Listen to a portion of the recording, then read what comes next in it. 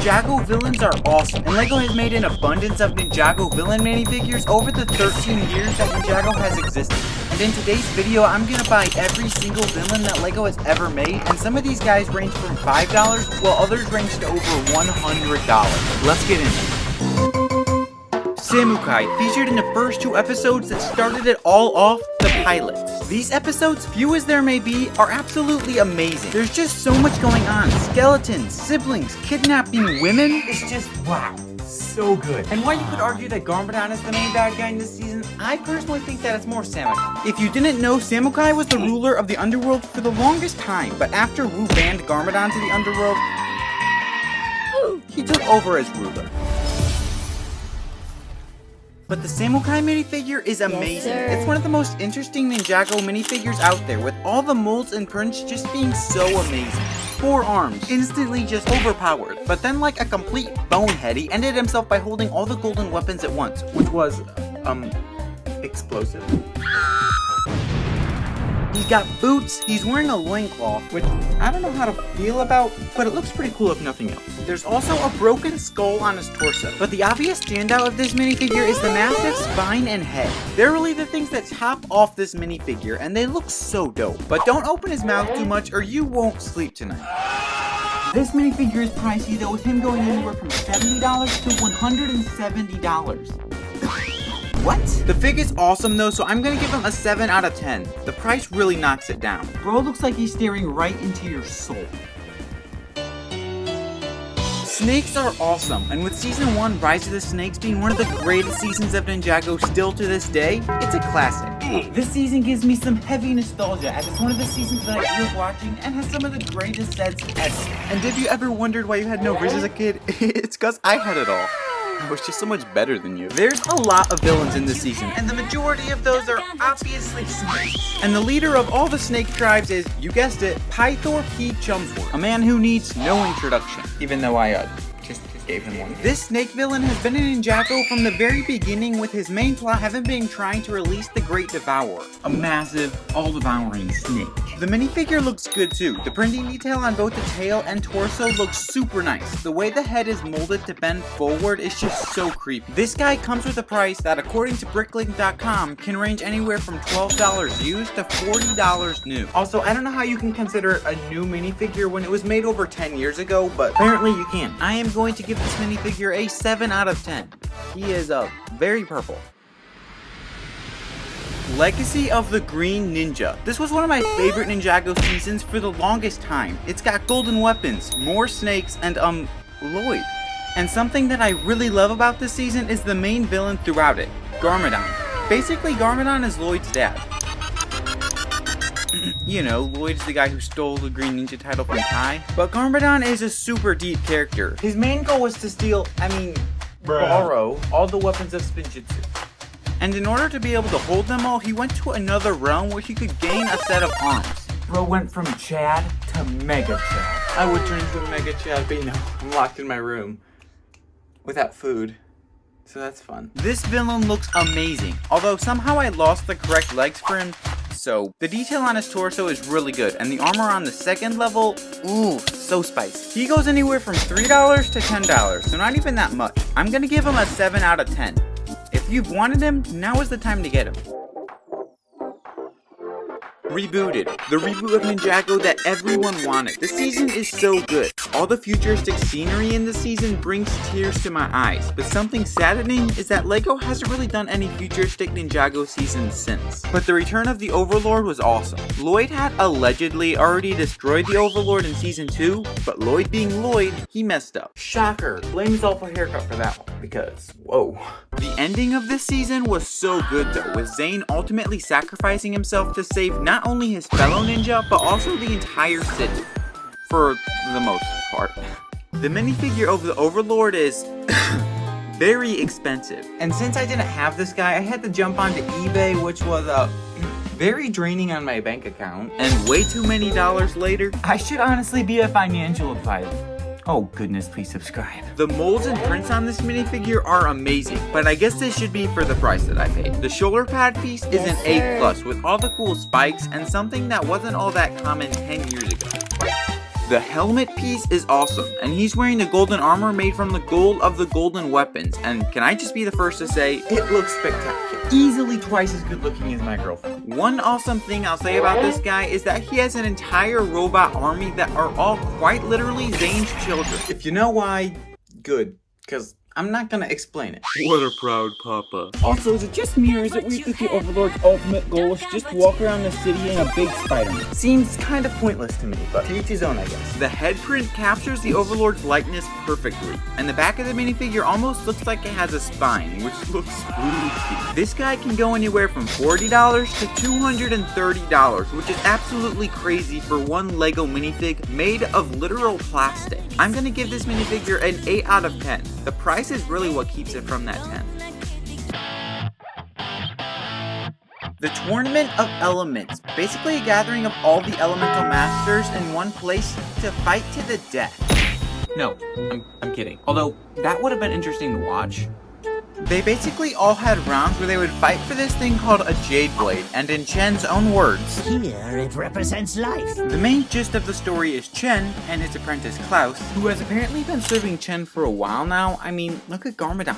He's ancient. They were stealing their elemental power so that he could do a spell that transformed him and all of his followers into snakes.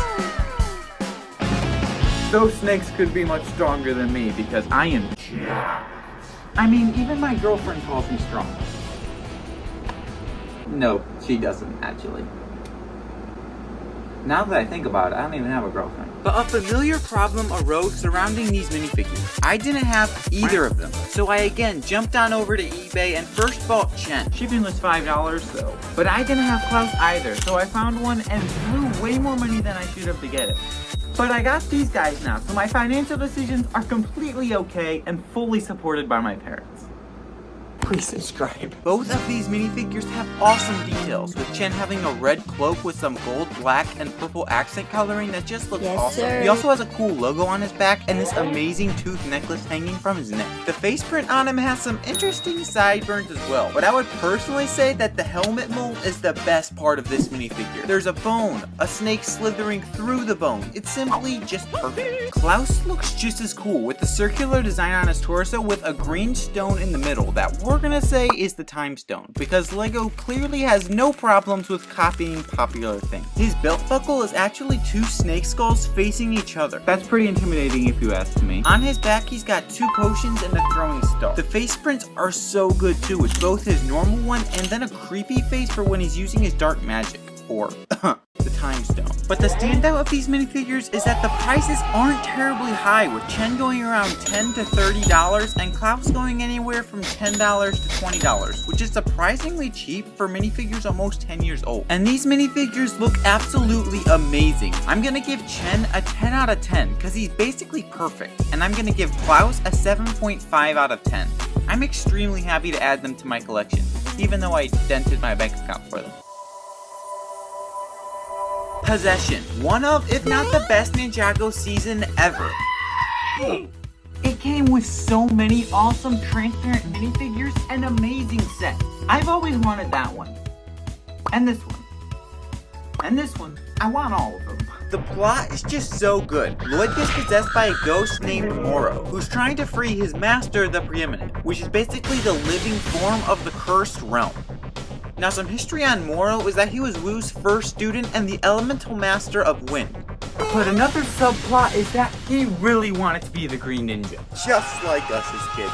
Oh, come on, I know you wanted to. The colors, sets, and new characters make this one of the best waves and seasons of Ninjago ever produced. This is the minifigure of Moro, and it's the outfit he uses throughout the entire season.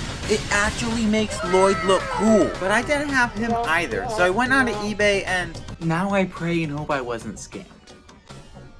Nice. The printing detail is top tier, with the torso having a logo that's engulfed in a creepy green flame, and then the back having, I believe, the Green Ninja logo. The face print though, with it looking just like Lloyd but green, and having these darker green areas under his eyes, looks so creepy cool. But the standout is that he has an extremely well molded hood and shoulder piece that really make this minifigure pop. Honestly, the amount of geometric changes on these pieces is incredible. And what kind of Moro / Lloyd minifigure would this be without the Realm Crystal? the Sword of Sanctuary, and his two best buds, Guitar and the Soul Archer. I don't have the woman. Actually, I don't have any woman. But I don't have the woman goat. This minifigure is a pricey one though, with it ranging anywhere from $30 to $70 depending on if it's new or used. And I'm gonna give this minifigure a 9.5 out of 10. The molds make him so premium.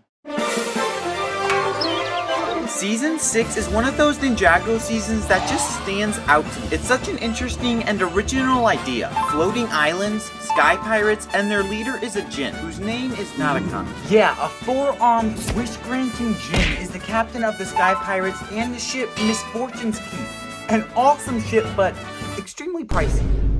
Something interesting about his powers, though, is that he has the ability to grant wishes for anyone he wants. But never for himself. Or that's what we were led on to believe, but apparently if he gets married, he becomes quote-unquote all-powerful. And he also likes Nia, so that's like the third love triangle that Nia has been involved in. In the final showdown of this season, he uses his powers to turn all the ninja into golden statues. And once he did it to more than just Roy, it became a problem with me. But there's also some key standouts of this season as well. Jay's eye patch. If this man wasn't beautiful enough already, LEGO decided to make him even more attractive than he already was. Bro just needs to calm down. He's far too attractive for his own good. A problem I've never really had. The minifigure of Natakan is just amazing. He's got a ghost tailpiece, a sick sword that can trap people inside of it, 4 arms, amazing hair, and apparently no clothing on his lower region. We love to see it. Something interesting about his sword though is that when he has people stuck inside of there, he has the ability to tap into and use their elemental powers. So the fact that he lost to 6 teenagers is embarrassing. And this man has got to have some of the most defined abs of any LEGO minifig ever. And then if you go up, aka the only region of his body that actually has some clothing, both the prints and molds get somehow even better. A problem is that he goes anywhere from $40 to $100, which I guess is a better price to piece ratio than that of the Golden Master minifigure, but still way higher than it should be. I'm gonna give this minifigure an 8.5 out of 10. The djinn idea is just so awesome. Massive shout out to my friend who lended me this Samukai minifigure and saving me a very large sum of money. You know who you are and you're absolutely goated. The Bible says if you confess with your mouth that Jesus is Lord and believe in your heart that God raised him from the dead, you will be saved. That's Romans 10:9, but only 4 verses later, it continues, for everyone who calls on the name of the Lord will be saved. I genuinely love you guys so much, but more importantly than that, God loves you and has a purpose for everything in and for your life. Next episode is gonna be crazy and mega expensive, so make sure you subscribe. Watch this one here. Yeah, great video. YouTube thinks you'll like it. Peace out, broskies.